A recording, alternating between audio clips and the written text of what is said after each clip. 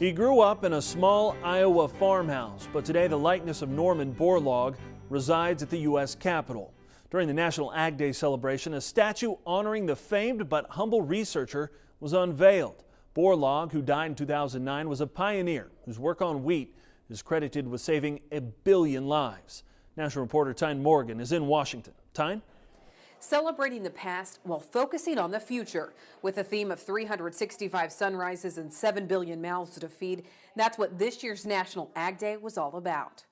But Ag Day is really every day for America's farmers and ranchers. Whether it's a dairy farmer in Pennsylvania or a corn grower in Ohio or a ranching family in West Texas, they wake up every morning to make sure that their fields are ready, their livestock are fed, and what they've sown has been harvested, and so we can feed and clothe and fuel this great country of ours. One man who focused on feeding the population was the father of the Green Revolution, Dr. Norman Borlaug.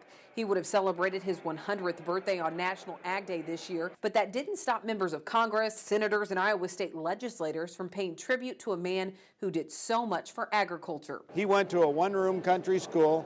He learned the work ethic on the farm, a very humble and hardworking man who was a great inspiration. He was a high school and college wrestler and went on to become a tremendous researcher, agriculture researcher, and developed the strains of wheat that help prevent starvation for 1 billion people in the world. Surrounded by other dignitaries in the statuary hall of the nation's capital, a 10-foot statue of Borlaug was unveiled. And one of the quotes from Dr. Norman Borlaug was, "You can't solve world hunger on empty stomachs." And today, as you can see with the crowd, both rural and urban residents saw just that. It is about illuminating and honoring and using the work that Dr. Borlaug delivered to inspire so many others. Here's a guy who came from small town Iowa. I think that represents something for the rest of folks from Iowa, especially who are from small towns, but from anywhere in Iowa. What can be accomplished by someone like that? The sculptor, Benjamin Victor, didn't grow up in agriculture, but he studied Borlaug to make sure every bronze detail painted the accurate story of what Borlaug contributed to all of society.